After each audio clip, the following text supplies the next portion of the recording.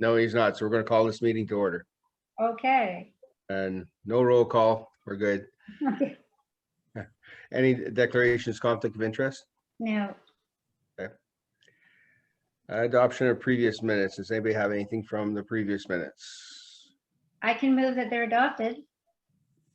Okay, well, go ahead and I guess I'll second that. Does anybody have anything from that? It's pretty No. straightforward, I think. All right. No public presentations, no administration reports, no correspondence. Well, we do have, where the heck am I here? I lost my, oh, here's my administration reports. I lost it. If you touch that again, it shuts down all the little, yeah. Okay, so Director of Public Services, you have anything in there that jumps out at you, Mark? Just probably the big one is the Woodward resurfacing that got delayed a week because Beamish, well, like Beamish and everybody else in the area is having problems getting locate. So they'll be starting on Monday with their road prep, and that's from the Sunset Point Road out to 240 or so Greenery Lake Road. So that one looks like it. We're going to try and hold them to the 3-week timeline, and hopefully that gets done. We did notify the bus lines. I mean, there is going to be no full road closures, but there'll definitely be some slowdowns for garbage pickup and buses and whatnot along that route. But that one's on track to be completed hopefully by the end of September. So that's the biggie, and the sidewalks are in there as well. So getting lots of questions about sidewalks on Woodward, I guess, after the one special council meeting. Some people, I guess, thought that it was sidewalks all along Woodward from the main street out. But anyhow, we've squashed a couple of those concerns. The other one is the surface treatment. I guess we haven't had a meeting in a couple of months, but the surface treatment was done by the Elwood Robinson Group, which was basically Beamish. Those areas are looking pretty good. As we know, the gravel stays on until probably next spring when it'll get wore off with either the plow or sweeping. But so far, we don't see to have too many defects along any of those routes. Duncor, we've been in discussion with Duncor. They were by a couple of weeks ago to check out a couple of spots from last year's surface treatment that we want them to address, and have to follow up with them as, to see what their schedule is for that. But I thought they were doing that a couple of weeks ago. I'm thinking budget-wise surface treatment. I haven't got Elwood Robinson's final invoice for the treatment they applied, but John Thomas did show me a sneak peek of it, and I think we're actually going to come a little bit under budget, which is a good news for a change on something. But we'll have those numbers compiled here shortly once we get Beamish's final invoice. The landfill drainage project, as it says in there, just a little bit of an update on it. We're waiting for an ECA from the Ministry of Environment.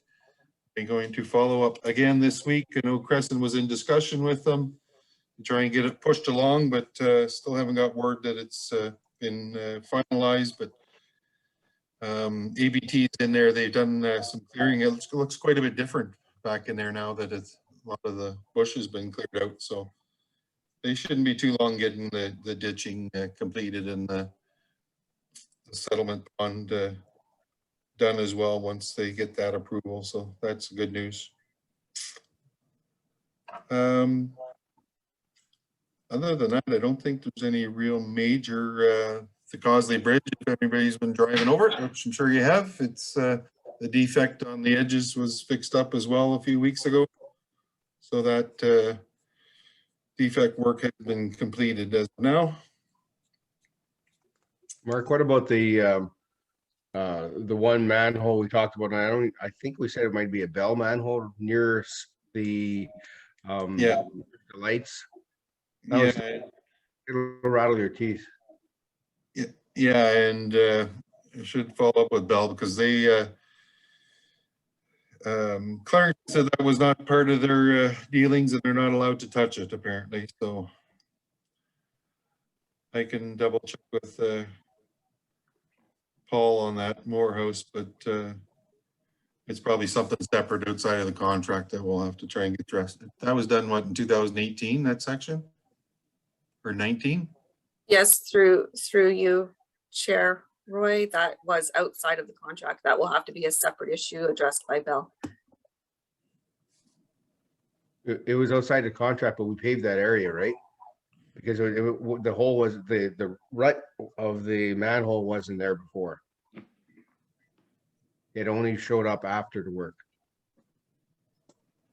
We had issues with that manhole previous to the contract work being done. If you recall, we talked about it before the contract was signed, but because it was a Bell, it was just outside of the scope.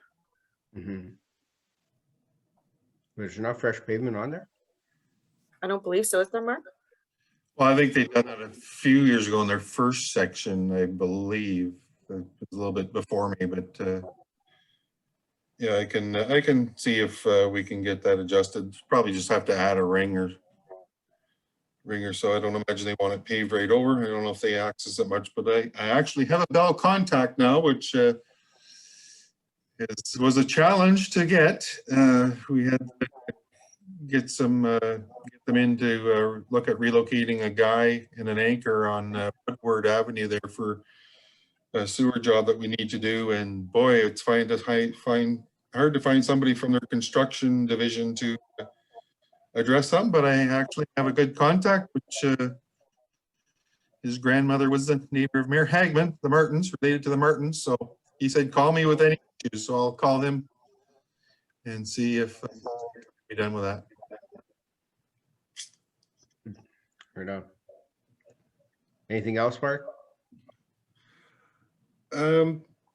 Just there's always lots of requests that we're scrambling to clean up, doing some work. We got the guardrails up at Matin to finish this week, and so they're back in place. Tennis courts are cleaned up. We're working on some pads there to relocate some of the big artifacts from the museum over to Birch Street or Venturi Avenue here outside of the Boatworks building. Lots on the go. We have a couple of sewer repairs that we want to get done, and we're hoping to get out ditching Country Road as well in preparation for service treatment next year. So yeah, still lots of. Okay. Just one jumped out at me. We had, you say completed 42 underground locates, and we requested 14 from one call. How much junk does he have under his property? No, one call is the service provider for that you request your locates through. It's called Ontario One Call. Okay. So we submitted 14 requests to One Call for others to provide locates. And All right. That's the way I read it. It was like, wow. One call. All right. That's a lot of junk on your property. Okay. Does anybody else have anything for Mark? Mayor Hagman? Through you, Mr. Chair, I just wanted to say once again, this is a very comprehensive and expansive list that Public Works delivers on each month. And I'm always so impressed with what your team is doing, Mark. I can't say enough. As you know, the guys are very, very busy, and we're seeing them all over the community. You know, I ride my bike, as you know, but I see them working at the lights. I see them working downtown. I see them working pretty much everywhere. And no one can accuse Public Works Blind River for standing around, because everyone is doing a job. And my hat's off to you, but I know a lot of people in town recognize that as well. So yeah, just well done. pass that along, but unfortunately, some people still accuse us of standing around. And I would like to say we're perfect, but we are far from, we have some learning opportunities yet. And I think, yeah, there's definitely lots of activity. So Yeah, we're trying our best, that's for sure. no, it looks good. For sure. Okay, we'll move on to the sandy dump. Looks like we made a couple bucks there. Our system's up and running well then, Mark? Yeah, I ordered a new e-port. There were having problems with the swipes and whatnot, and it's hard to pin down just what was going on. They changed the script. The company that operates it, they did do a script change a couple times for it, and every card in my wallet seemed to work except for my town card. But I did stop the other day. There were some people using it and asked to see if everything was going okay. And they said, yeah, there's a sign that says tap only, and they tapped fine. So I haven't had any calls on it in the last few weeks, and Good to hear. charges going through. So somebody did yank the foot right in frustration, I guess, at some point when it wasn't working correctly. So the guys went back and had to the pedestal, the foot pedestal there. So but, that's to be expected every once in a while. A little bit of maintenance, but nope, seems to be going good. Okay. Do we have any questions for Mark on that? Nope. Do we have any correspondence of any kind? How about addendum? We'll call it new business. Anybody? Yes, Mark. Sure. Just a little update on some of the landfill activities. We do have AIM in there this week that's hauling out the tires and taking the scrap metal out as well. So it is getting a bit of a cleanup here before the fall, which is good. The price of scrap metal is actually increased up to about 190 bucks a ton, which is good news. And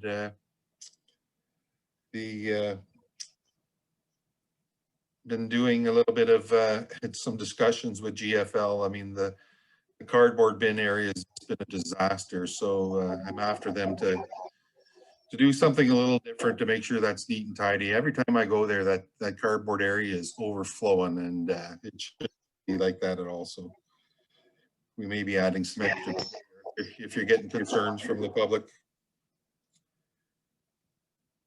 Yeah, actually, I was going to say that as well about the landfill. Mark, I was there yesterday, first time in probably a year, and it wasn't yesterday, it was last week. Sorry. Anyways, the same thing. The cardboard bins were overflowing, and at one point, the people just backed up and dumped into the bucket. So, you know, Yeah. so that's going into our landfill, and if GFL is the actual, green for life, as they say, why aren't they out there dumping those more often? Or like you say, add some bins. Yeah, we'll try and work with them to make sure that looks a little bit neat and tighter. We did get our e-waste bin recently switched out because that actually got filled up fairly quick this year, so that's good news. We'll be getting a few dollars from the electronic recycling there as well. But yeah, I had a visit apparently from the Ministry of Environment, Kirk Cross in there, but I've never seen any report, and it was a month and a half ago that he was in there. So he was either happy or there's a long list of items coming to us at some point. I'm not sure, but I don't think it's in a terrible report. They seem to be doing the covering not too bad, and dealing with the slopes. They've been hauling some cover material this week as well. So they've been very, from my perspective anyway, with GFL, Jason Hammond has been really good to deal with. Very good open communications. We're talking weekly, sometimes almost daily on some issues around town and as well the landfill. So that relationship is seemed to be going good. Excuse me. Does anybody else have anything else? Nothing, Oh, nothing. One last one. Oh, okay, Mark. Yeah. Just want to highlight that we did make the switch over. The town hall is on their own water supply now, so that that old courthouse is no longer connected. They disconnected the water supply going in there as well. So the gas has been disconnected to the old public works garage as well. So we don't have any concerns about freezing water lines or any of that. And I think you just got to make arrangements to get the gas line in the courthouse, if that's acceptable, or okay, Katie, to get disconnected at any time.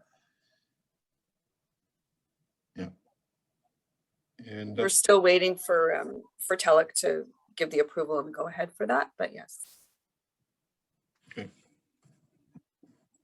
Okay. And then the next step is getting quotes, Katie, to knock that over, or do we didn't get anything yet? The next step is getting a tender to knock it over and a job plan. Telek is probably about 2 to 3 months ahead behind, would you say, Mark? They're really busy. And as you saw from last night's agenda, we have pages of projects on the go. We're knocking them off as quickly as we can, but there's only so many hours in the day for them to dedicate to us. So we're working through there. We're hoping to have it for this fall. But we've changed normally we would have a meeting at 10 o'clock with Telek, but we've had to change that because the water meeting's at 10. So we have our meeting tomorrow, Mark, is that correct? Yeah, yes. Thursday. So we'll have a better idea tomorrow, some updates on those outstanding projects. Good. I'd like to note under infrastructure though, that we have had some back and forth with regard to the senior center. Our engineer is not in agreement with the approach from North Shore Power Group. So we have some issues there that we're going to have to straighten out and iron out moving forward. And that's as it pertains to the way they mount it, like to put a hole through the roof. Is that what we're worried about? Yes. If we're going to, the roof is leaking. So if we're going to replace the roof, he's not recommending that we do asphalt shingles if we're putting the panels back up. If we're putting panels up, he's suggesting a metal roof, which is going to be very expensive for that building. Mm-hmm. But there's more to come on that as well. And obviously they've been up inside to check the rafters and whatnot, make sure certain that they're okay. We had a site visit there. He was up in the roof and he was up on a lift to view the roof from the eye level as well. So we're working through those details. I hope to have something back from Tyler shortly on that. We may have an update tomorrow at our meeting. Thank you for that. Does anybody have anything else? Last chance, last kick at the cat here. All right, so with that, we're going to adjourn at 9:20.